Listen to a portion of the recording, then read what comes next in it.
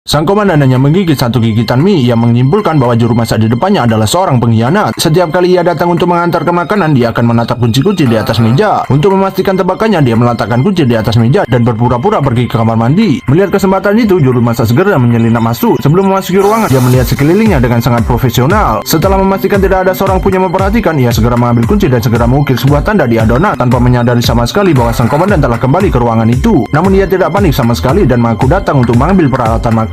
Sang komandan pun sepenuhnya bekerja sama dalam penampilannya dan berpura-pura tidak melihat apapun. Terakhir, ia tak lupa menguji mie yang dimasaknya karena rasanya sangat lezat. Ternyata dia memutuskan untuk memanfaatkan situasi dan menjebak bajingan kecil ini. Juru masak segera kembali ke asrama dan mengambil peralatannya. Mengandalkan keterampilannya yang telah dibelajarinya, ia membuat kunci berdasarkan tanda pada adonan dan bersiap untuk mencuri dokumen rahasia itu malam ini. Tanpa ia sadari, sang komandan telah membawakan kejutan untuknya. Sang komandan mengembalikan dokumen rahasia itu sebelum berangkat kerja karena ia menduga ada orang yang akan datang mencurinya malam ini. Seperti yang diharapkan, juru masak datang ke kantornya. Sebagai agen senior, dia tidak lupa mengenakan sarung tangan putih. Melihat ada dokumen rahasia di dalamnya, ia segera mengambil gambarnya dengan kamera. Keesokan harinya, dia pergi ke lokasi jalan, menyerahkan informasi tersebut kepada perantara. Hal ini membuat juru masak berpikir bahwa dia telah melakukan perbuatan besar, tetapi dia tidak tahu bahwa keberadaannya telah dilacak oleh anak buah komandan. Dia mengira komandan akan segera menangkapnya, tetapi dia memutuskan untuk memasang jebakan dan melihat seberapa banyak dia mendapatkan informasi. Keesokan harinya, dia meminta anak buahnya untuk mencari juru masak dan memintanya untuk memasak sebanci sup ayam. Panglima tentara hendak mengadakan jamuan makan malam bagi seluruh kader setingkat resimen, sekaligus menyusun siasat untuk mengusir penjajah Jepang. Juru masak langsung marah besar ketika mendengar berita itu. Jelaslah bahwa ini adalah saat terbaik untuk menghabisi para pemimpin ini. Pada malam itu, dia membawakan semangkuk sup ayam yang sangat lezat. Tetapi begitu dia masuk, dia mendapati semua kader sedang berdiri di depan meja menatapnya dengan sangat serius. Tetapi sebagai seorang agen senior, juru masak itu tetap tenang. Setelah sup ayam disajikan, dia meminta semua orang untuk memakannya selagi panas. Tetapi semua orang masih menatapnya dengan wajah serius. Sang kapten memberitahunya bahwa seorang telah memasukkan racun ke dalam sup ayam. Setelah mendengar ini, juru masak merasa ada yang tidak beres karena jelas identitasnya mungkin telah terbongkar. Jadi dia segera berbohong bahwa dia akan mencuci piring dan mencoba untuk melarikan diri, tetapi ia dihalangi oleh para penjaga. Saat itu sang komandan angkat bicara, mengaku belum ada seorang pun yang meminum sup ayam. Sambil bicara, ia menyajikan semangkuk sup ayam. Jelaslah dia tidak dapat melarikan diri kali ini, jadi dia mengambil pistolnya dengan gemetar. Hal terburuknya, dia akan mendapatkan pentakil yang akan menjadikan kematian yang pantas. Tak lama setelah dia meminumnya, obatnya mulai berefek. Pada saat itu, juru masak sudah sedikit tidak bisa dipertahankan, jadi dia segera membujuk komandan untuk memimpin dan membiarkannya membawa semua orang minum. Sekalipun dia tidak bisa memusnahkan mereka kali ini, akan lebih baik jika dia bisa membawa panglima tertinggi bersamanya. Tetapi tidak peduli seberapa keras dia berusaha, semua orang hanya menatapnya seolah dia seorang badut yang tampil dengan sepenuh hati. Ketika tidak ada seorang pun yang mau meminumnya, dia dengan cepat mengambil granat dan bersiap menghancurkan tempat itu hingga rata dengan tanah. Namun begitu dia menarik sumbunya, granat itu hanya mengeluarkan asap tetapi tidak meledak. Ternyata granat itu telah diganti secara diam-diam sejak lama.